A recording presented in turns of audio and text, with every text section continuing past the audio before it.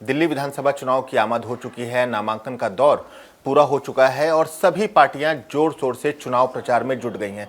पचपड़गंज विधानसभा में इस वक्त मौजूद है, जहां से आम आदमी पार्टी ने मशहूर शिक्षाविद अवध ओझा को अपना उम्मीदवार बनाया है।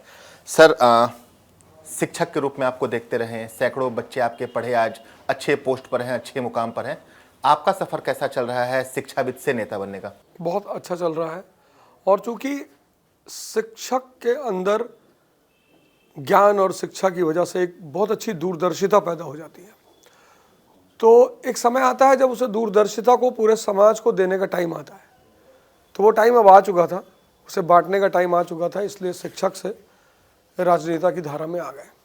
सर, आम आदमी पार्टी ही क्यों? सवाल ये भी उठते हैं। आप बीजेपी से भी चुनाव लड़ने की बात कह चुके थे, कांग्रेस से भी आपने टिकट मांगा था, फिर आम आदमी पार्टी की तरफ रुझान कैसा? जितने भी देश दुनिया में महाशक्ति बने, चाहे वो यूनाइटेड स्टेट्स ऑफ अमेरिका हो 1787 में पैदा होने के बाद, चाहे जर्मनी हो, चाहे इटली हो, चाहे जापान हो, चाहे जो भी हो, सब ने एक प्रोग्राम चलाया, एक मानव संसाधन का विकास, ह्यूमन रिसोर्स। क्योंकि आपके पास नेचुरल रिसोर्स चाहे जितना हो, अगर ह्यूमन रिसोर्स खराब हो जाए तो आप पाकिस्तान हो जाओगे। भाई, उनका बॉर्डर मिलता है ईरान से, उनके पास प्राकृतिक गैस का सबसे ज़्यादा भंडार है, लेकिन ह्यूमन रिसोर्स खराब है। तो केजरीवाल जी एक ऐसे दूरदर्शी आदमी है, उनको पता है कि ह्यूमन रिसोर्स को मजबूत करना है। कैसे करेंगे? शिक्षा और स्वास्थ्य से। यही दो स्तंभ है जो ह्यूमन रिसोर्स को मजबूत करता है। तो आप देखिए उनका प्रोजेक्ट दिल्ली में शिक्षा और स्वास्थ्य को लेकर कितना प्यारा चल रहा है। तो ये विजन देखने के बाद जब मैंने वो दिल्ली मॉडल वाला कॉन्सेप्ट देखा है, बड़ी प्यारी किताब आई है जस्मीन शाह की, उसको हर आदमी को पढ़ना चाहिए। तो वहाँ से मुझे लगा कि नहीं, इन लोगों के साथ रहना। और चूंकि इन लोगों ने मुझे सामने से बुलाकर कहा कि हमें शिक्षा के क्षेत्र में आपसे सहयोग चाहिए, पहले राजनीति की बात नहीं हुई थी, पहले शिक्षा की बात हुई थी। हमने कहा ठीक है, तो यहाँ से वो कनेक्टिविटी बनती चली गई। सर, पचपड़गंज से आप चुनाव लड़ रहे हैं, लगातार लोगों के बीच जा रहे हैं, लोगों का रिस्पांस कैसा है? क्योंकि आप पूर्वांचल हैं और पचपड़गंज में पूर्वांचलों की संख्या लगभग आधी आबादी के बराबर है। रिस्पांस कैसा मिल रहा है? बहुत शानदार। मैं शुरू में आया तो थोड़ा सा चुनौती लगा, पर जब मैं लोगों के बीच घूमने लगा तो कहा ये तो मास्टर साहब है, ये तो यूट्यूब पे पढ़ा रहे थे, तो हमारा बच्चा इनसे पढ़ रहा है, हम इनसे गीता पढ़ रहे हैं। रे अवध ओझा चैनल पे मेरा शो आता है गीता का, और फिर अवधी और भोजपुरी आधा काम उसने कर दिया कि अरे भैया ये तो हमारे घर के आदमी है। तो फिर धीरे धीरे एक अपनापन सा विकसित होता चला गया। सर, पचपड़गंज मनीष सिसोदिया की परंपरागत सीट रही है और मनीष सिसोदिया को बहुत से लोग एजुकेशन मैन कहते हैं, शिक्षा के क्षेत्र में उनके काम है।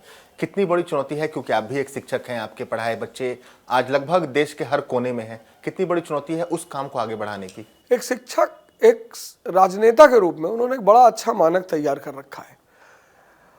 और मैं जहाँ जाता हूँ तो बच्चे मुझसे कहते हैं कि वो सिसोदिया अंकल ने ऐसा कहा था, वैसा कहा था, हमारा ये कहा। मैं बताऊँ, यहाँ शिरीन खान करके हमारी कार्यकर्ता, उसकी बच्चियाँ 9th-10th में, वो मुझसे स्टॉक इन्वेस्टमेंट डिविडेंड पे चर्चा कर रही थी। सुपर शाइन चौक पे एक लड़की फ्रेंच बोल रही थी। तो उन्होंने एक अच्छा मानक तैयार किया है, तो उस मानक को आगे बढ़ाना मेरे लिए एक बहुत बड़ी जिम्मेदारी होगी यहाँ पे। सर, रोड मैप क्या है पचपड़गंज? अगर विधायक बनते हैं, मंत्री बनते हैं, रोड मैप क्या है? नहीं, रोड मैप मेरे पास ये है कि यहाँ की जो चुनौतियाँ हैं अभी बरकरार हैं, जो कि आमतौर पर होता है कि चुनौतियाँ कभी ख़त्म नहीं होती। तो मैंने ये सोचा है कि मेरा सबसे पहला अभियान जो होगा वो होगा पानी की। जो अगर थोड़ी बहुत समस्या बची, अब तो खैर समस्या है नहीं, लेकिन अगर थोड़ी बहुत बची भी है, उन सबको ख़त्म करना है। शिक्षा और पचपड़गंज को एक कॉम्पिटिटिव हब बनाना कि यहाँ के लोगों को अपने बच्चों के भविष्य के बारे में न सोचना पड़े। सर, यूपीएससी के शिक्षक रहे, आपकी अपनी कोचिंग इंस्टीट्यूट रही, विधायक बन जाते हैं, उसके आगे का सफर तय करते हैं, तो फिर भी क्या यूपीएससी के बच्चों के लिए तैयारी कराते रहेंगे या कुछ अलग और सोचेंगे? कबीर दास जी से लोग कहते थे कि आप अरहत हो चुके हैं, लाइटेंड हो चुके हैं, अब ये क्या चद्दर बुनने का काम करते हैं, छोड़ दीजिए इसको। अरे उन्होंने कहा कैसे छोड़ दूँ, राम के लिए चद्दर बुनता हूँ। तो जिस चीज से आपको पहचान मिलती है, और शिक्षा दिमाग को जिंदा करने का काम करती है। अगर मैं पढ़ाना छोड़ दूं आज, तो ठीक 1 साल बाद सब खत्म हो जाएगा, क्योंकि सारी एनर्जी, सारा ऊर्जा, सारा विजन वहीं से मिल रहा है। तो जब पेट्रोल और ईंधन ही शिक्षा है, भाई डॉक्टर अंबेडकर को जो छात्र क्लास के रूम बाहर बैठता था, इसी शिक्षा ने उस आदमी को आज भारत का भगवान बना दिया। तो शिक्षा नहीं छोड़ी जा सकती, पढ़ाना नहीं छोड़ा जा सकता। हाँ, ऐसा होगा कि दिन में एक क्लास लिया जा सकता है बस। सर, जब आप नामांकन भर रहे थे तो आपके नामांकन में दिक्कत आ गई, आपका वोटर कार्ड नहीं बना था, कहाँ देरी हो गई थी अवध वजह से? क्या वोट ट्रांसफर नहीं हो पाया था या अप्लाई नहीं कर पाए? मेरी आदत है लास्ट डे का इंतजार करने की, तो उसी आदत के तहत मैं पहुंचा। 7 तारीख को मैंने फॉर्म जमा किया, तो 10 तारीख को नोटिफिकेशन आएगा कि नहीं 6 तक के फॉर्म माने आएंगे। तो वो उसमें मैं शिकार नहीं हो सकता था। अगर ये नोटिफिकेशन 5 को आती तो माना जाता, 10 को भाई आप ही ने टाइम दिया कि 7 तक आप फॉर्म जमा करो, तो अगले ने जमा किया। अब आप कह रहे हो 10 तारीख को, तो उस ग्राउंड पे मुझे सहूलियत मिलनी ही थी। आपके साथ अरविंद केजरीवाल, तमाम बड़े नेता इलेक्शन कमीशन गए थे, क्या बातें हो रही थी वहाँ पे उस समय? आपको कहा नहीं गया कि थोड़ा पहले डाल देते, अपना वोट ट्रांसफर कराने का प्रक्रिया जो है वो पहले कर देते? नहीं, वो कहना तब जायज़ था जब मुझसे कोई गलती होती। मैं डेट पे ही गया था, और इलेक्शन कमीशन को मैं धन्यवाद देना चाहता हूँ कि उन्होंने मुझे बड़ा सहयोग किया और मेरी मदद की। सर, आपका हलफनामा देख रहे थे, आपके पास करोड़ों की संपत्ति है, पैसे ठीक हैं, आपकी वाइफ के नाम पे भी हरिद्वार और गाजियाबाद में कुछ प्रॉपर्टी है, फिर आपने चुनाव लड़ने के लिए चंदे की अपील की थी। कल आपका एक सोशल मीडिया पोस्ट देख रहे थे। तो जब पैसे हैं तो फिर चंदे की क्यों जरूरत? चंदा जनता के प्रति पारदर्शिता और जनता से जुड़ाव स्थापित करता है।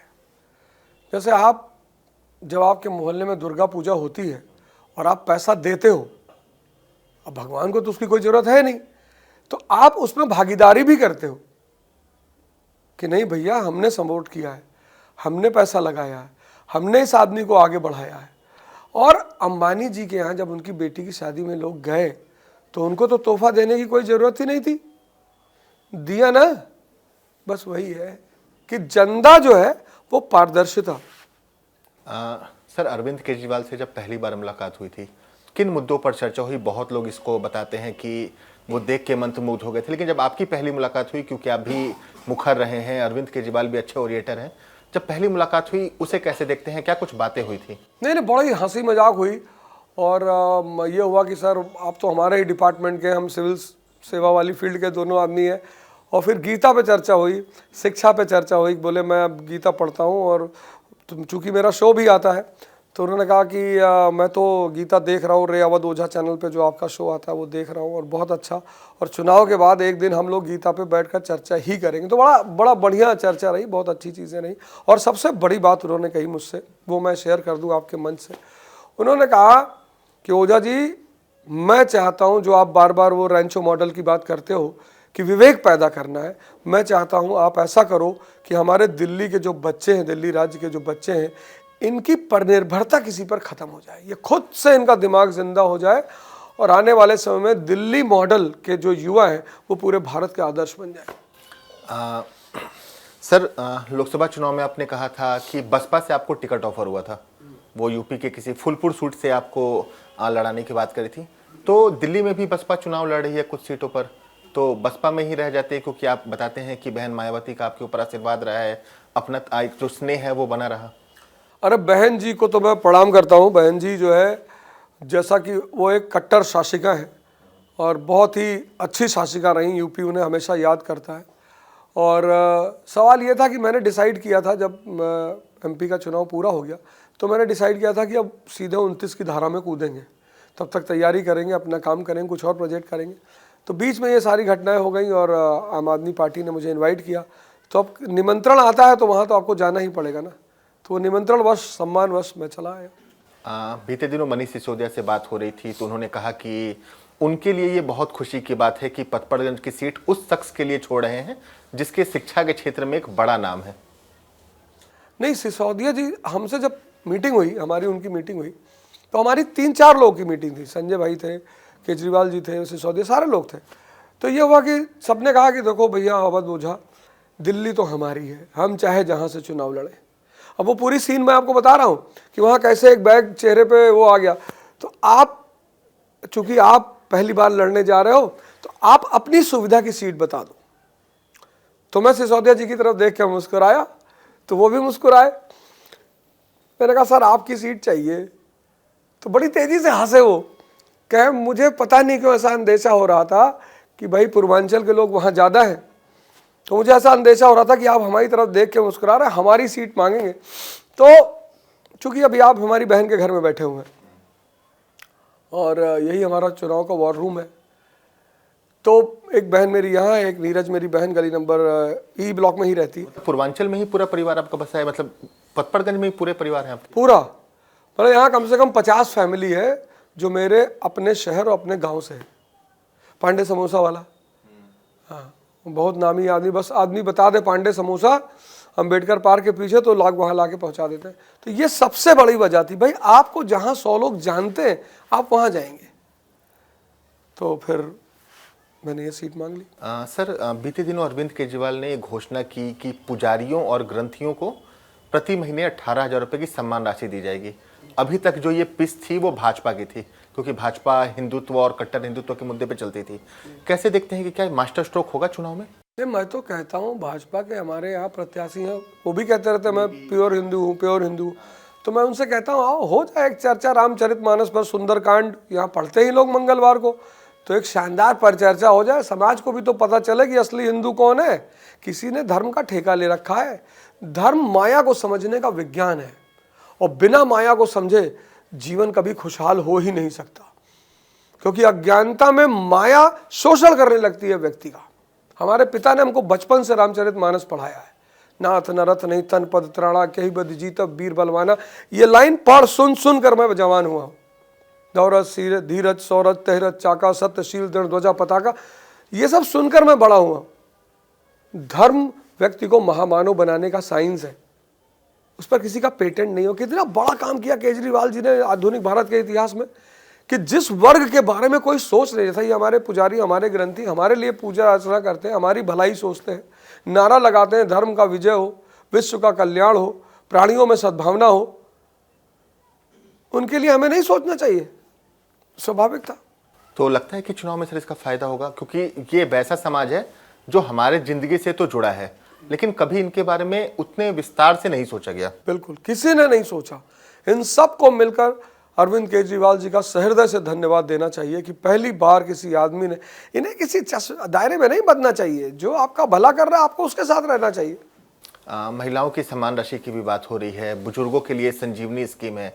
कितना लगता है कि, क्योंकि पिछले चुनाव का ट्रेंड देखें तो जो महिलाएं हैं वो आम आदमी पार्टी की वोटर हैं, और चुनाव में भी हम देखते हैं कि पुरुषों के मुकाबले महिलाएं अपने घरों से ज़्यादा निकलती हैं, वो ज़्यादा वोट करती हैं। तो क्या लगता है कि गेम चेंजर ये दोनों स्कीम साबित होंगी? वो तो कह दिल्ली की महिलाएं कहती हैं कि भाई हो तो केजरीवाल जैसा। तो जब वो भाई मान ही रही हैं, बेटा मान ही रही हैं, तो उन्हें जाना, पहली बार किसी ने उनके बारे में सोचा, भावनात्मक रूप से उनके साथ जुड़ा, उनके घर के आय की बचत कराई, बिजली के बिल के रूप में बचत कराई, पानी के बिल के रूप में बचत कराई, मोहल्ला क्लिनिक के रूप में बचत कराई। तो बहनों को लगा नहीं कि यार ये तो हम भैया हमारा मेरे आय में बचत करा रहा है, वो आय की जो बचत है वो बच्चे की शिक्षा में लग रही है, मकान बनने में लग रही है, घर का विकास हो रहा है, तो वो अरविंद केजरीवाल से जुड़ेंगे नहीं, स्वाभाविक तौर पे जुड़ेंगे। बीते दिनों भाजपा का संकल्प पत्र देख रहा था, उसमें महिलाओं के लिए 2500 रुपये की सम्मान राशि की घोषणा की गई, गर्भवती महिलाओं के लिए एक मुश्त 21,000 रुपये दिए जाएंगे, बुजुर्गों के लिए भी उसमें कई तरह की घोषणाएं की गई हैं। कैसे देखते हैं कि संकल्प पत्र भाजपा का कैसे, किस रूप से देख रहे हैं? अभी 2 और संकल्प पत्र आने वाले हैं उनके। 20 राज्यों में सरकार है, एक को भी देते तो दिल्ली वालों को लगता कि हाँ यार फलाने को दिया था। ये बहका कर जो दिल्ली वालों को मिल रहा है वो भी खत्म करवा देंगे, इनका यही प्लान है। आए थे कहकर अच्छे दिन आएंगे, अब जनता, अभी तो दिल्ली में पोस्टर चारों तरफ लगा हुआ है, अब दिल्ली के भी अच्छे दिन। दिल्ली वालों, पूरे देश के अच्छे दिन को देखकर तब फैसला करना। वही नारा दिया था, बहुत हुई महंगाई की मार, अब की बार मोदी सरकार, 40 रुपया पेट्रोल मिलेगा। कहाँ पहुंच गया पेट्रोल, कहाँ पहुंच गया गैस सिलेंडर, सब्जी, महंगाई सब कहाँ पहुंच गई। तो इनसे बच के रहना। बहुत हुई महंगाई की मार से शुरू किया था, अब ये नहीं बता पा रहे हैं कि महंगाई कंट्रोल की कि नहीं की, रोजगार दिया कि नहीं दिया, विकास किया कि नहीं किया। तो कह रहे हैं बटेंगे तो कटेंगे। अब ये कहना चाहिए 10 साल बाद। आपके जो पार्षद जो चुनाव लड़ रहे हैं भाजपा से, इन्होंने कुछ दिनों पहले ये नारा भी दिया था, और कुछ दुकानें भी बंद कराई थी इसी मुद्दे को लेकर कि बटेंगे तो कटेंगे। अभी मैं गया था रामलीला ग्राउंड में, बच्चे क्रिकेट खेल रहे थे, तो मैं गया उनसे मिलने के लिए। तो मैं उनसे बोला कि बेटा ऐसे करना चाहिए, पढ़ाई ऐसी करनी चाहिए, पढ़ाई का अपना गुद है, तो शिक्षा उच्छा बात करने लगा। रहे होंगे 100 लड़के। कहे सर अभी नेगी जी आए थे, कह रहे थे जो सच्चा हिंदू होगा वही मुझे वोट देगा। लड़के अभी की बात बता रहा हूँ। तो मैंने कहा बेटा एक बात बताओ, भगवान को हम भगवान क्यों कहते हैं? क्योंकि उसके पास देने के लिए कुछ है जिसके पास है ही नहीं। इसके सिवा ना जीडीपी पता होगी, ना इंफ्रास्ट्रक्चर पता होगा, ना बैलेंस ऑफ पेमेंट पता होगा। थॉमस हॉब्स का नाम सुना ही नहीं होगा। सिगमंड फ्रॉयड, इमैनुअल कुए बता दो तो कहेंगे अच्छा मोची होची है। भला इस तरह की बात होगी कि पंडित है क्या, पूजा वूजा करवाता है क्या, इस तरह से कहेंगे। तो जिसको कुछ पता ही नहीं वो क्या करेगा बेचारा? कुछ तो बोलना है। तो यही सब चल रहा है, हिंदू मुसलमान और फलाना। सर अवध ओझा को जेल जाने से डर नहीं लगता? जिस पार्टी में है, कुछ महीनों पहले तक उस पार्टी के सभी बड़े नेता किसी न किसी मामले में जेल के अंदर थे। मनीष सिसोदिया लगभग 18-19 महीने थे, सत्येंद्र जैन 2 साल से ज़्यादा रहे, संजय सिंह 6 महीने रहे, अरविंद केजरीवाल 5 महीने जेल के अंदर रहे। डर नहीं लग रहा कि उस पार्टी से जुड़े हैं, जेल जाना पड़ सकता है? हमारे आदर्श है राम मनोहर लोहिया। उनका नारा है नेता या तो रेल में या तो जेल में। मतलब भाई आप सरकार की आलोचना करोगे तो अगर बहुत अच्छी सरकार है तो सुन के सुधार करेगी, और अगर सरकार अच्छी नहीं है तो बंद करेगी। तो स्वाभाविक सी बात है भाई, अगर अच्छी सरकार है तो सुनेगी, क्योंकि विपक्ष सरकार की आत्मा होता है, तो वो सुनेगी। और अगर सरकार के अंदर मूलभूत या अवधारणागत सिद्धांत स्पष्ट नहीं है तो आपको बंद करेगी। तो डर नहीं लगता जेल जाने से? अरे भैया, अब जब लंका में कूद गए तो युद्ध तो होगा ही। अब कहाँ डर हो फलाना कि भैया नहीं, जो डरेंगे तो वही वाली बात है कि प्रसादों के कनकाब शिखर होते कबूतरों के ही घर।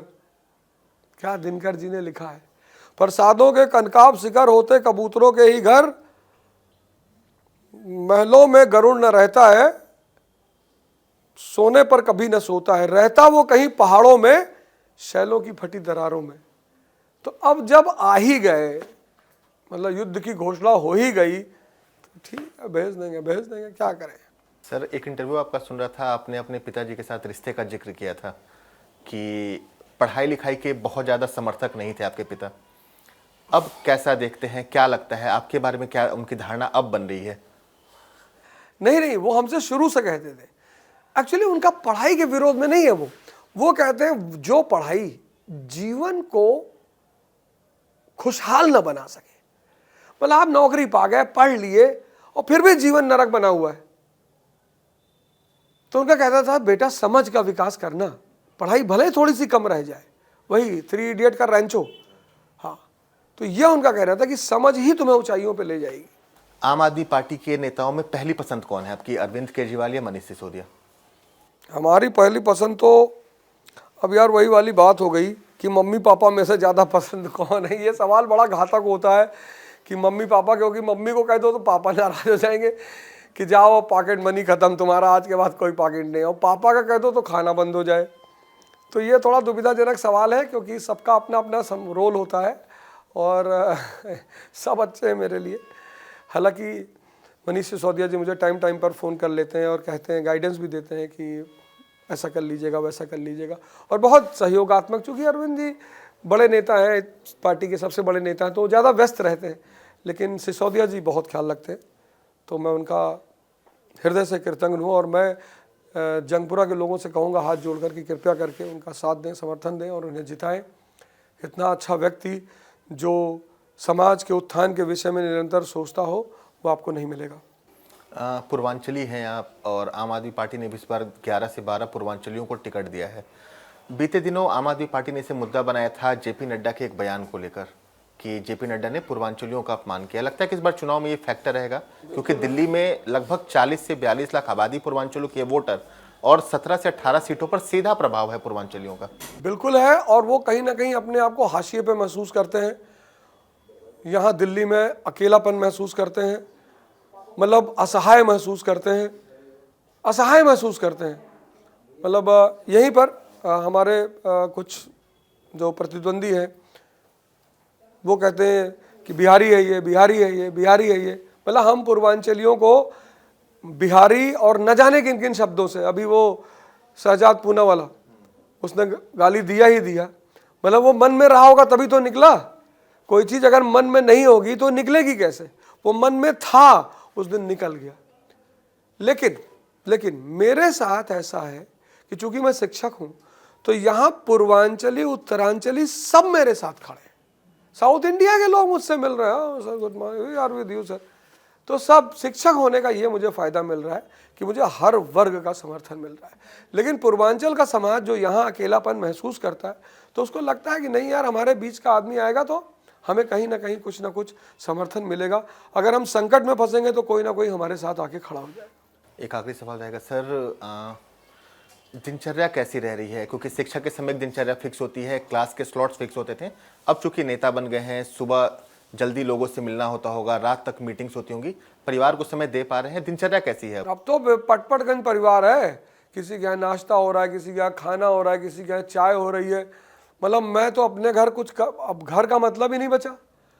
अब सचिन भाई हैं हमारे और दिनेश नागर जी हैं, तो बबीता बहन हमारी कल कह रही थी हमसे, कहीं भैया हम ऐसा करेंगे, बबीता गोपाल यहीं रहती हैं, हमारी कार्यकर्ता, बहुत शानदार कार्यकर्ता है वो।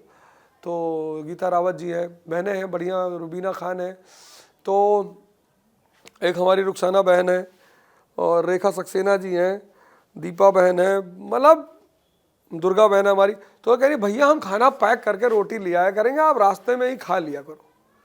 तो जब खाना परिवार दे रहा है और परिवार साथ में घूम रहा है, भाई मेरे साथ जो लोग घूम रहे हैं, चाहे वो पुरुष हैं चाहे महिलाएं हैं, जो भी सब घूम रहे हैं, उन्होंने भी तो परिवार का त्याग कर रखा है। तो हम सब एक दूसरे के परिवार हैं, और बहुत अच्छा लग रहा है, बड़ा आनंद आ रहा है। सर, चुनाव में आम आदमी पार्टी कितने सीटें ला रही है? 2015 में 67 सीटें, 2020 में 62। इस बार क्या लग रहा है अवध ऊर्जा को? 60+ सीटें रहेंगी, 60+, कोई तोड़ नहीं पाएगा। और सरकार अरविंद केजरीवाल जी की ही बनेगी। मतलब इसमें न इफ है न बट है, सरकार उन्हीं की बनेगी और 60+ सीट आएगी, चाहे 61 आए। तो आप तैयार हैं? अवध ऊर्जा तैयार है पूरी तरह से? नहीं, हम तो तैयार, एकदम तैयार है। जनता का प्रेम और सहयोग देख के वैसे ही इतना उत्साह बढ़ा हुआ है, तो एकदम तैयार।